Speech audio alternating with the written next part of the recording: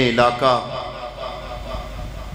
جس محفل میں ہم حاضر ہیں، ہماری خوش قسمتی ہے کہ اللہ رب العالمین نے ہمیں اپنے محبوب کی اہل بیت اطہار کی عظمت والی اس خوبصورت محفل میں شامل ہونے کی سعادت عطا فرمائی۔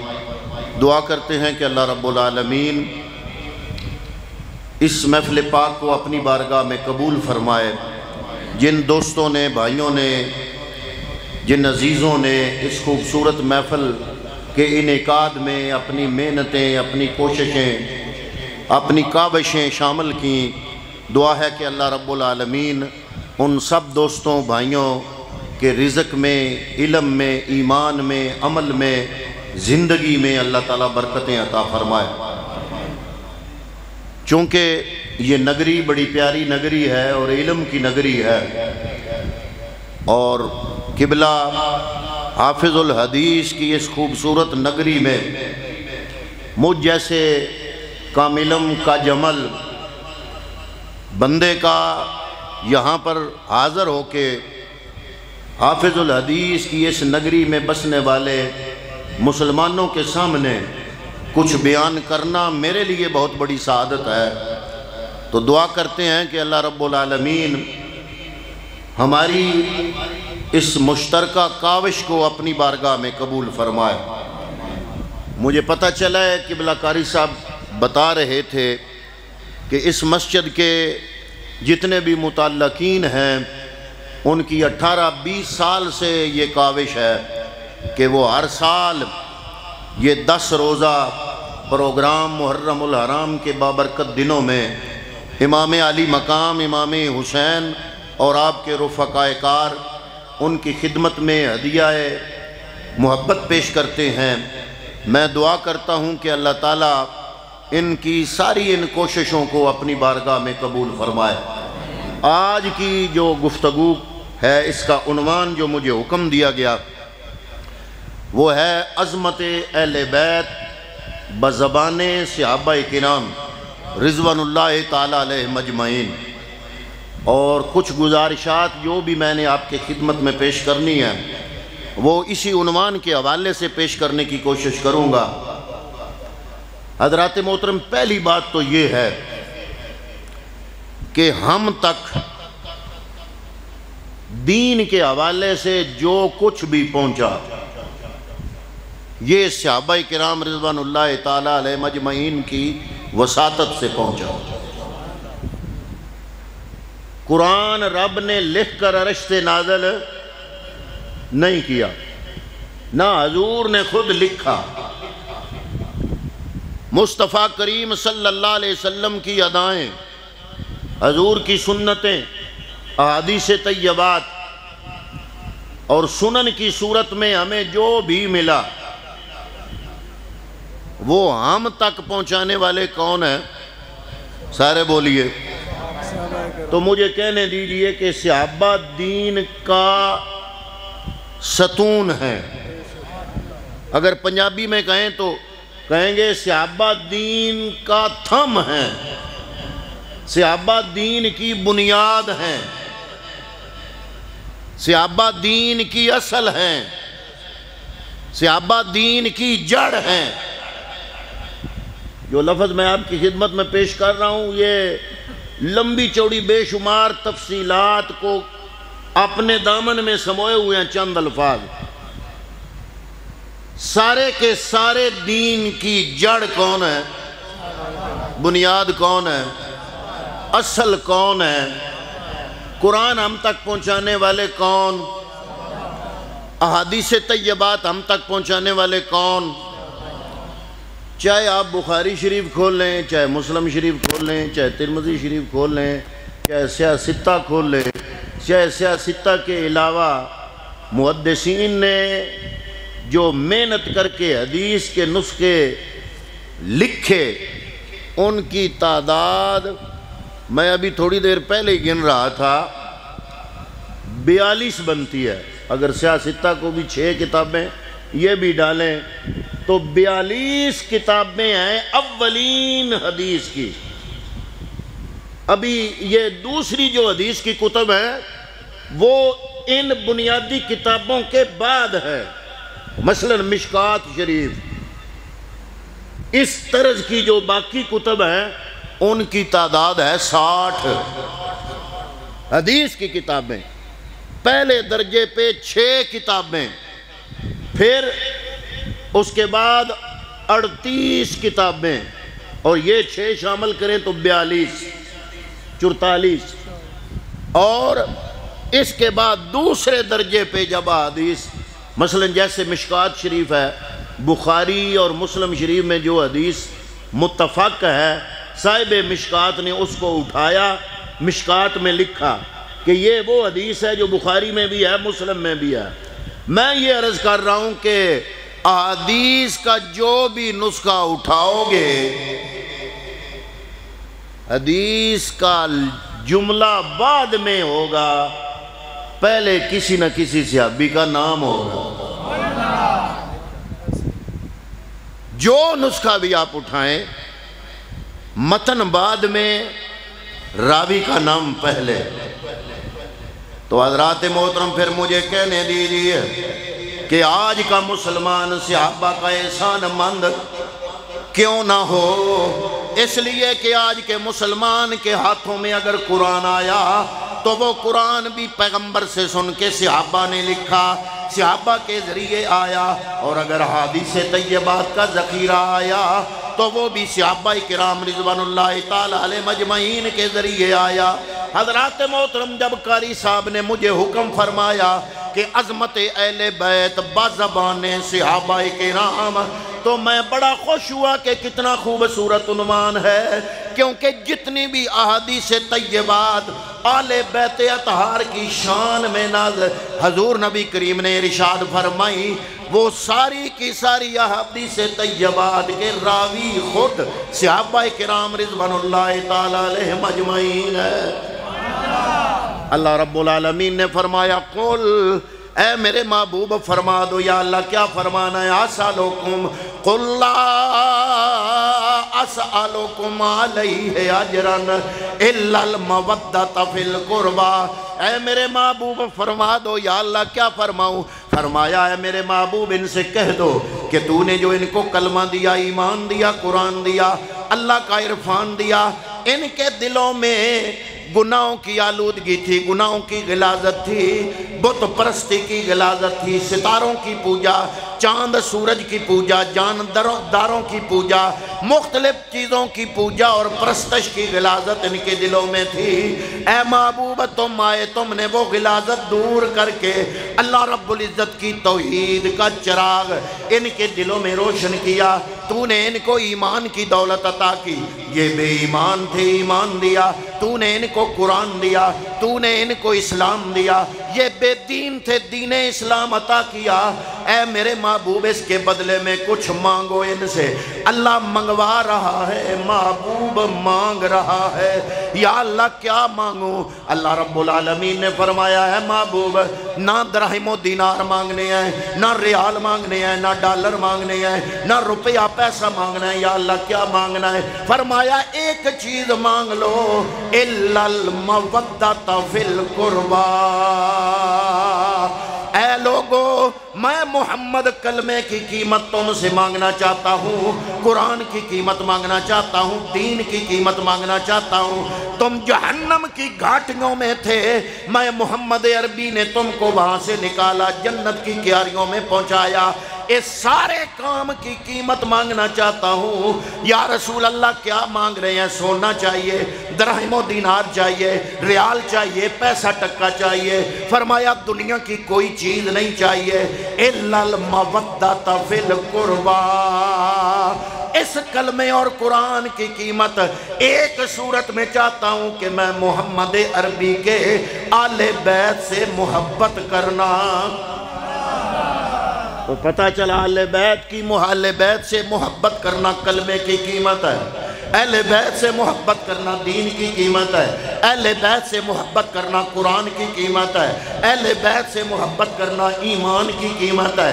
قُلْ لَا أَسْأَلُكُمْ عَلَيْهِ أَجْرًا إِلَّا الْمَوَدَّةَ فِي الْقُرْبَى۔ میرے نبی کے ایک صحابی حضرت زید بن ارقم رضی اللہ تعالیٰ عنہ آپ ارشاد فرماتے ہیں کہ میں اس مجمع میں موجود تھا، نبیوں کے امام، 1.25 لاکھ نبیوں کے سردار، آپ حجت الوداع سے جب فارغ ہوئے، فارغ ہونے کے بعد مدینے کی طرف سفر شروع کیا، مقام جوفہ کے مقام پر حضور نبی کریم رک گئے۔ مقام جوفہ کیا ہے؟ اس کو غدیر خم کہا جاتا ہے۔ وہاں پہ حضور نبی کریم صلی اللہ علیہ وسلم کھڑے ہو گئے۔ آپ نے کھڑے ہو کے فرمایا، اے میرے صحابہ کرام رضوان اللہ تعالیٰ علیہ مجمعین، وہ جتنے بھی یا ایھا الذین آمنو کے اولین مخاطبین ہیں، میں عموماً لوگوں سے کہتا ہوں کہ یا ایھا الذین آمنو جب میں پڑھتا ہوں میرے کان قرآن کی طرف متوجہ ہو جاتے ہیں، دل کہتا ہے، روح اندر سے بول کے کہتی ہے کہ اے مسلمان، اللہ تجھ سے مخاطب ہے، کیونکہ اللہ فرما رہا ہے، اے ایمان والو، آج کا مسلمان جامع میں پھولے نہیں سماتا، جب قرآن کی تلاوت کرتے کرتے پڑھتا ہے یا ایھا الذین آمنو، وہ یہ سمجھتا ہے کہ یہ میرے رب نے مجھے خطاب کیا۔ لیکن حضرات محترم اس روئے زمین پر یا ایھا الذین آمنو کے اولین مخاطبین وہ ہیں جو صحابہ کرام رضوان اللہ تعالیٰ علیہ مجمعین ہے۔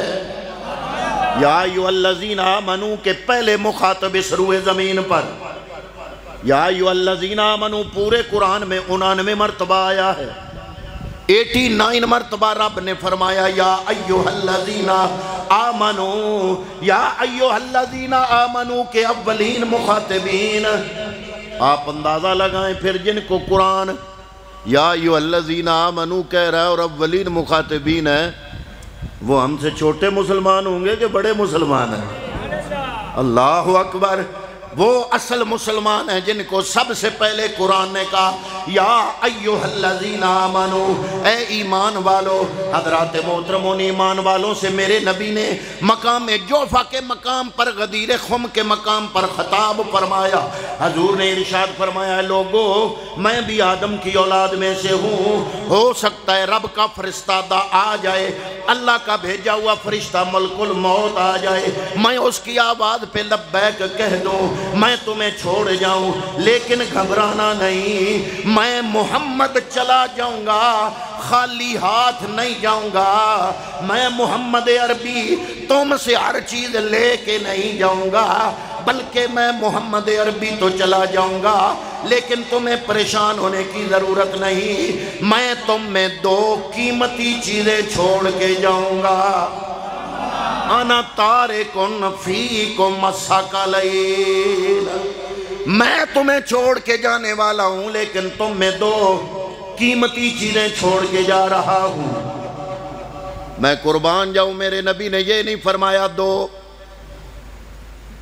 قیمتی چیزیں، الثقلین کا لفظ ہے، فرمایا بھاری چیزیں، جن کا ترجمہ میں نے قیمتی کیا ہے۔ حضور نے لفظ قیمتی نہیں بولا، یا رسول اللہ قیمتی کیوں نہیں کہا؟ بھاری چیزیں، الثقلین، میں تم میں 2 بھاری چیزیں چھوڑ کے جا رہا ہوں۔ فرمایا جو قیمتی ہوتی ہے نا، آج ایک چیز کی قیمت ہے تو کل ہو سکتا ہے اس کی قیمت گر جائے، کبھی اپ کبھی ڈاؤن، کبھی اوپر کبھی نیچے۔ میں نے لفظ قیمتی نہیں بولا، حضور کے زمانے میں چاندی اور سونے میں فرق نہیں تھا، تھوڑا سا فرق تھا قیمت کا۔ آج 52.5 تولے چاندی 60-65 ہزار میں آ جاتی ہے، اور سونا جو ہے وہ 1 تولہ بھی لاکھ سے اوپر ہے، ڈھیر سارا فرق آ گیا۔ تو اس لیے یہ کویتی دینار جو ہے یہ بڑا قیمتی ہے، 600 روپے کا 1 دینار ہے قیمتی، لیکن پھونک مارو اڑ جاتا ہے۔ ڈالر ہے قیمتی، لیکن پھونک مارو اڑ جاتا ہے۔ پیغمبر اکرم نے یہ نہیں فرمایا کہ میں تم میں قیمتی چیزیں چھوڑ کے جا رہا ہوں۔ حضور نبی کریم ارشاد فرما رہے ہیں، الثقلین، اے لوگو میں تم میں 2 بھاری چیزیں چھوڑ کے جا رہا ہوں۔ یا رسول اللہ قیمتی نہیں فرمایا، بھاری فرمایا، وجہ کیا ہے؟ فرمایا یہ قرآن بھی بھاری ہے، میری آل بیت بھی بھاری ہے۔ یا رسول اللہ کیسے؟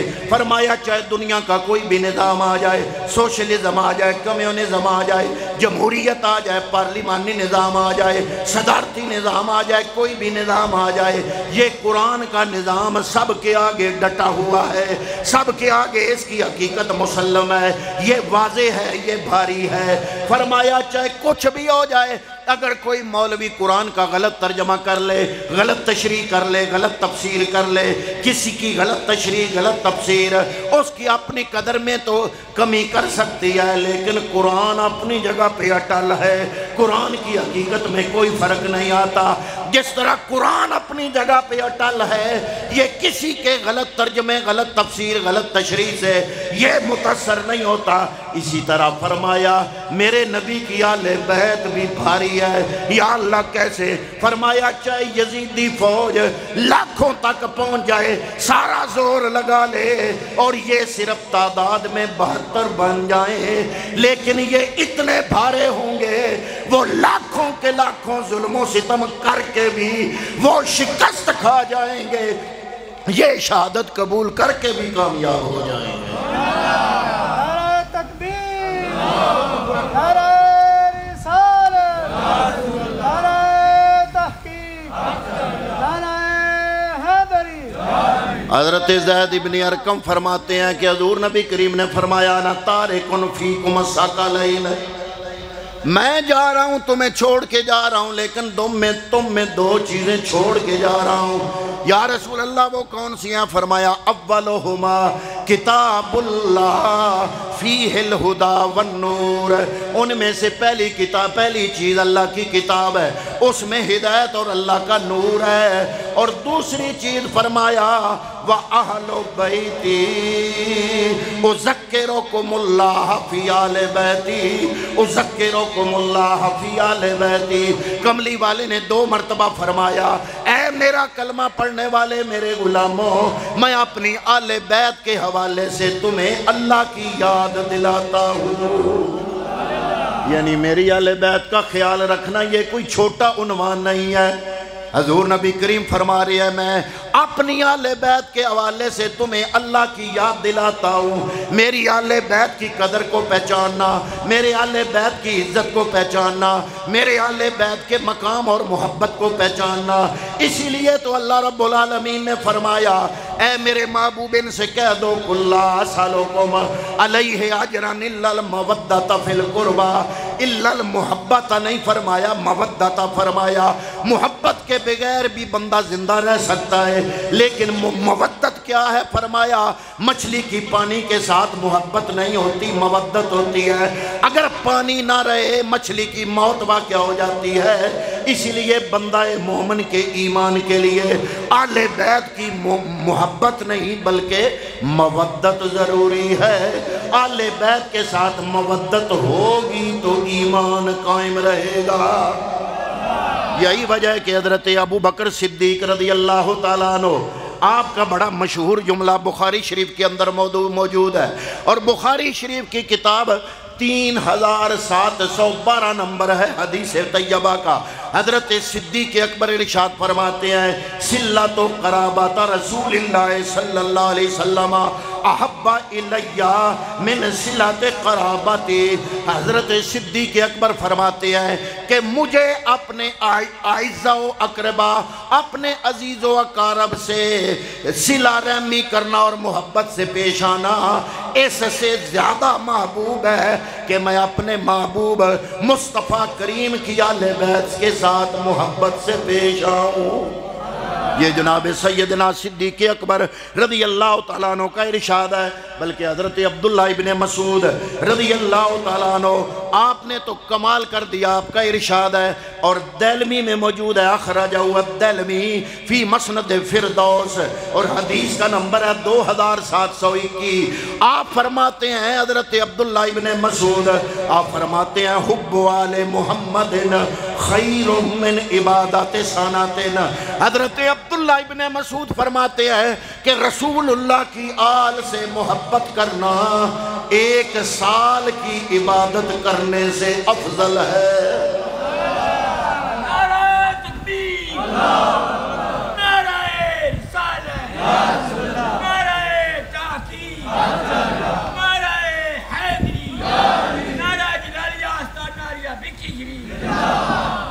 تو پتہ چلا کہ صحابہ کرام رضوان اللہ تعالی علیہ مجمعین ان کے نزدیک اہل بیت اطہار کی محبت کی کیا اہمیت تھی. اسی وجہ سے جن کی وجہ سے ہمیں لوگ حنفی کہتے ہیں. امام اعظم ابو حنیفہ رضی اللہ تعالیٰ عنہ یہ صحابہ کرام کا درس ہی تھا کہ امام اعظم ابو حنیفہ آپ نے چونکہ جو فقہ مرتب کروائی اپنے شاگردوں سے اس کے سارے دلائل اور احادیث زیادہ تر راوی اس کے عبداللہ ابن مسعود ہے اور حضرت عبداللہ ابن مسعود کا مزاج ہے یہ فقہ حنفی جو ہے. یہی وجہ ہے کہ یہ چیز امام اعظم ابو حنیفہ میں بھی آئی اور حضرت امام اعظم ابو حنیفہ نے اپنے زمانے میں حضرت ابراہیم بن عبداللہ محض بن حسن مصنع بن امام حسن مجتبہ یہ آل رسول کے فرزند تھے. نام تھا ابراہیم بن عبداللہ محض بن حسن مصنع بن امام حسن یعنی امام حسن کے پڑ پوترے تھے. تو امام اعظم ابو حنیفہ نے فتویٰ دیا وقت کے خلیفہ کے خلاف اور اپنے علماء سے اور شاگردوں سے یہ ارشاد فرمایا کہ خلیفہ وقت کے مقابلے میں تم ساتھ دو اس کا جو آل رسول کا فرزند ہے جن کا نام ابراہیم بن عبداللہ محض بن حسن مصنع بن امام حسن مجتبہ. فرمایا حسن مجتبہ کا جو پڑ پوترا ہے امام ابو حنیفہ کا فتویٰ ہے کہ خلیفہ وقت کے مقابلے میں آل رسول کے اس فرزند کا ساتھ دینا چاہیے. اور علماء نے لکھا امام علامہ نبہانی نے لکھا وہ فرماتے ہیں کہ ایک ظاہری وجہ خلیفہ نے بنائی وہ وجہ نہیں تھی. اصل وجہ امام ابو حنیفہ کی قید اور وفات کی اصل وجہ آل رسول سے محبت تھی. اور جو ظاہری وجہ بنائی گئی وہ یہ ہے کہ جی خلیفہ وقت نے کہا کہ میں تمہیں قاضی القضات بنانا چاہتا ہوں. قاضی القضات وہ ہوتا ہے جو قاضیوں کا بھی قاضی ہو جس کو آج اپنی زبان میں آپ چیف جسٹس کہتے ہیں. خلیفہ وقت نے کہا کہ میں آپ کو چیف جسٹس بنانا چاہتا ہوں. آپ نے کہا میں چیف جسٹس نہیں بننا چاہتا. خلیفہ نے قید کر دیا. یہ اصل وجہ نہیں تھی. اصل وجہ جو اندر کی وجہ تھی وہ یہ تھی کہ امام ابو حنیفہ نے خلیفہ وقت کے مقابلے میں نبی کی آل کے ایک فرزند حضرت ابراہیم بن عبداللہ محض کا ساتھ دینے کا فتویٰ جاری کیا جس کی پاداش میں آل سنت کا بہت بڑا فقیہ آل رسول کی محبت میں اس دنیا سے چلا گیا. روز آپ کو کوڑے لگتے تھے. روز خلیفہ وقت بلاتا تھا کوڑے مارتا تھا اور وہ اندر سے حسد کرتا تھا آپ سے بغض رکھتا تھا. وجہ صرف یہ تھی کہ امام اعظم ابو حنیفہ کے دل میں آل رسول کی محبت تھی. حضرت امام مالک جو مدینے کے امام ہیں ان کو جعفر بن سلیمان جو مدینے کا گورنر تھا اس نے بلا کے کوڑے مارے. جب کوڑے مارے تو لوگ اکٹھے ہوئے. آپ بے ہوش ہو گیا. لوگ اٹھا کے گھر لے گئے. تو حضرت امام مالک نے ان لوگوں سے کہا کہ تم گواہ رہنا میں نے جعفر بن سلیمان کو معاف کر دیا. لوگ بڑے حیران ہوئے. انہوں نے کہا جناب جعفر بن سلیمان نے اتنے کوڑے مارے کہ آپ بے ہوش ہو گئے. ہم بے ہوشی کی حالت میں آپ کو اٹھا کے گھر لے کے آئے. انہوں نے معافی مانگی نہیں اور آپ نے ہمیں کہہ دیا کہ تم گواہ رہنا میں نے معاف کر دیا. اس میں وجہ کیا ہے؟ امام مالک فرماتے ہیں اور وجہ کوئی نہیں. وجہ صرف یہ ہے کہ جعفر بن سلیمان سید ہے آل رسول میں سے ہے اور میں نہیں چاہتا کہ کل قیامت کے دن جب اللہ تعالیٰ انصاف دے گا ہر بندے کو تو مجھے کوڑے مارنے کی وجہ سے جعفر بن سلیمان کو کٹہرے میں کھڑا ہونا پڑے اور میرے نبی کو پتا چلے کہ امام مالک کی وجہ سے ان کی آل کا ایک بندہ آج کٹہرے میں کھڑا ہے، میں اپنے مصطفیٰ کریم کے سامنے شرمندہ نہیں ہونا چاہتا۔ جو اس زمانے کا خلیفہ تھا، خلیفہ منصور، اس نے پیغام بھیجا، اس نے کہا میں خلیفہ ہوں، وہ گورنر ہے، میں آپ کا بدلہ اس سے دلواتا ہوں۔ آپ نے فرمایا میں اللہ کی قسم اٹھا کے کہتا ہوں کہ جب کوڑا میرے جسم پہ لگتا تھا اور میرے جسم پہ لگ کے جسم سے الگ ہوتا تھا، میں ہر کوڑے پر اسی وقت معاف کر دیتا تھا۔ یہ ہے ہمارے ائمہ کرام جنہوں نے ہمیں آل بیت کی محبت کا درس دیا۔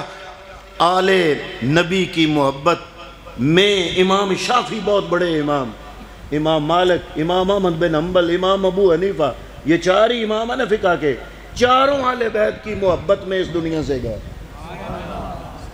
امام شافعی رحمت اللہ تعالیٰ علیہ کو جب بغداد لایا گیا تو پاؤں میں بیڑیاں تھیں، بیڑیاں کیوں ڈالی گئیں؟ آل بیت کی محبت کی وجہ سے خلیفہ وقت نے بیڑیاں پاؤں میں ڈال کے امام شافعی رحمت اللہ تعالیٰ علیہ کو بغداد حاضر ہونے کا حکم دیا، اور اتنی محبت بڑی، اتنی بڑی کہ لوگوں نے امام شافعی کو رافضی کہنا شروع کر دیا۔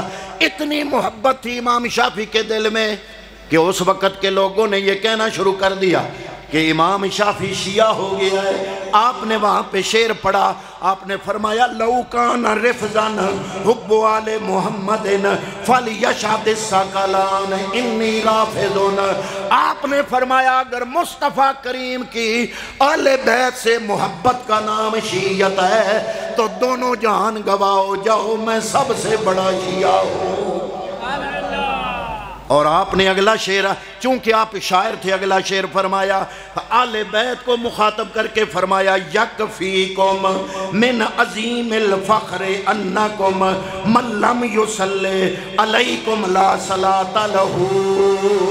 امام شافعی نے اہل بیت اطہار کو مخاطب کرتے ہوئے فرمایا اے اہل بیت اطہار، کیا تمہارے لیے یہ فخر کافی نہیں ہے کہ ہم جیسے جب نماز پڑھتے ہیں تو اتنے تک ہماری نماز مکمل نہیں ہوتی جتنے تک ہم آل رسول پر درود نہ پڑھ لیں۔ نعرہ تکبیر، نعرہ رسالت، نعرہ تحقیق، نعرہ حیدری، حسینیت، حسینیت، حسینیت۔